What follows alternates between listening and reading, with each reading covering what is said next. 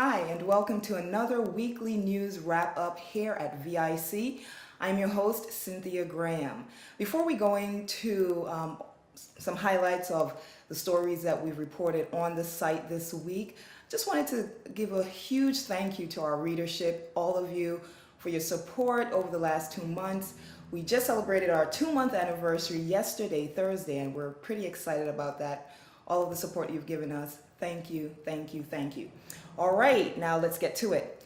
Top of the week, gubernatorial candidate Soraya Diaz-Kofelt. She came on air right here in St. Croix, and she gave a radio interview where she announced that she and her running mate, John Canagater, are waging a war against corruption in the Virgin Islands. Please check that story out right here on viconsortium.com. All right, next up, it was a huge week down there at the legislature. Lots of action happening. Of course, we reported on the fact that the senators voted that Governor DeYoung should pay back that bill of $500,000 that he used to provide renovations, security renovations on his private home. We reported on that story and we received a great deal of response from you, our audience. So please check that out if you haven't read that story yet. Also, at the 11th hour, the Senate was able to avert over 7,000 government employees losing health care insurance. They were able to come up with the money late night, Tuesday night, and the insurance did not lapse. So we provided a great deal of coverage on that story, so be sure to check it out. All right, and here's a fun one for you. This week we were very excited to roll out a new weekly feature that we're calling Cruisionomics. It's where we'll be highlighting or featuring everyday Cruisians doing amazing entrepreneurial things, and this week we featured Sunman. So you want to check that article out. We're sure you're going to enjoy it. And St. Thomas and St. John, just hang tight. We have some things planned for you as well. So Cruisionomics this week, and stick with us. We're going to be bringing you some more things going forward. And up next, we're going to have the man behind VI Consortium join me to discuss, let me tell you, the hottest story on our website this week. You don't want to miss this.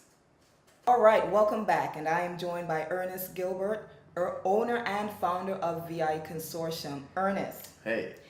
Big news, big story on our website this week. Yes. WAPA has been given the authority to bill customers for streetlights.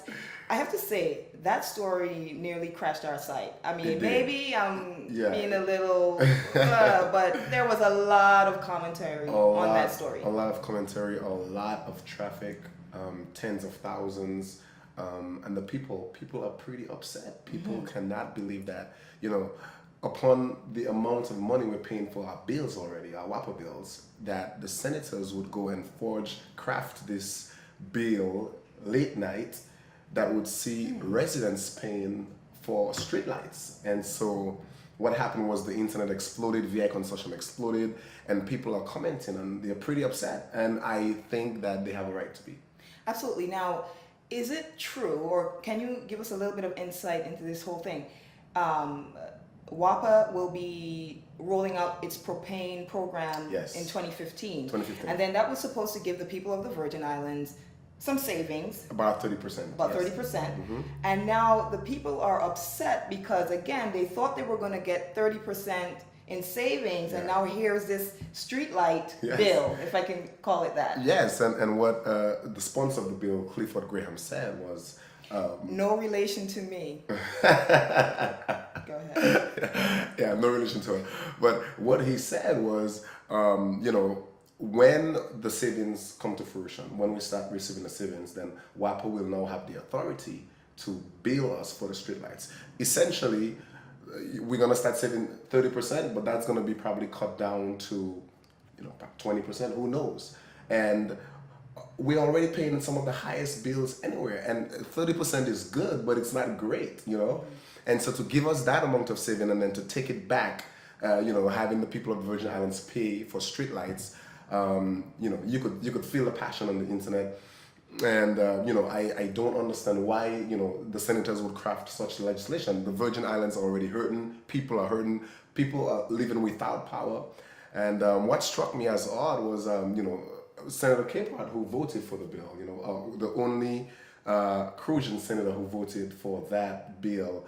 And so we're gonna see how it plays out, but it's pretty. It's not good. Shocking. It's Shocking. shocking.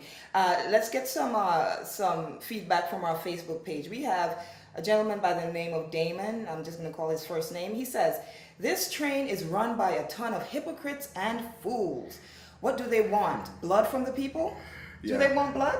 This comment right here, it exemplifies the mood of the people across the territory. Matter of fact, there's a campaign that's been started online for signatures, a petition, I suppose. They're petitioning President Obama to prevent WAPA from charging, residents that, to pay streetlights. I mean, it's ridiculous. And so you feel that sentiment all across the internet, certainly on viconsortium.com. Yep. And of course, just one other thing, Esther said, "Brace yourself. You will soon be billed for going to the beach."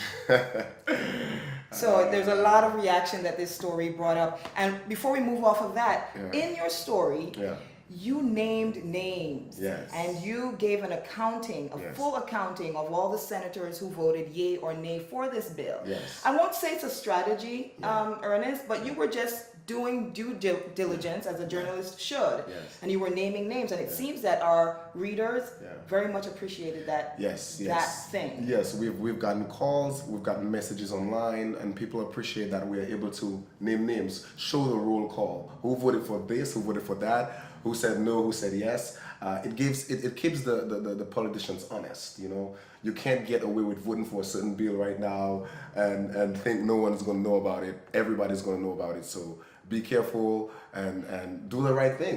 We got to keep our elected officials honest. Great. Quick, Chucky Hansen case back in court. Yeah. On Wednesday night, Judge Lewis ruled another way, sending the case back to the Superior Court. Yes. You don't have to go into a lot of it, but what do you think is going on here? I think the saga continues. That's what I think is going on.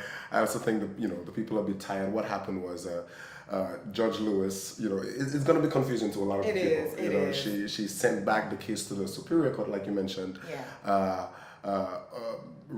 Granting Brian's motion to remand the case because, according to Brian, his issue dealt with local law, VI code, and not federal issues. So the case should be brought back to the Superior Court as it relates to Hansen being on the ballot. Not necessarily the moral turpitude argument, but ballot timing and whether she should be on there. And so Friday is the day when we're going to know what happens. And today actually. Right. Yeah. Mm-hmm. We will know what happened. And we will certainly bring that to you in next week's report. Last thing on our agenda for today, we recently upgraded our site, and as a result, we've rolled out quite a few new features on the site. Yeah. Tell our audience about. So really exciting features. First we want to talk about the classified section. Because you could come to our site, post your, whatever you got. You got a house for rent, you got a car for sale, whatever your classified ad is, you get 3 months to post it up for free with images, about 4 images.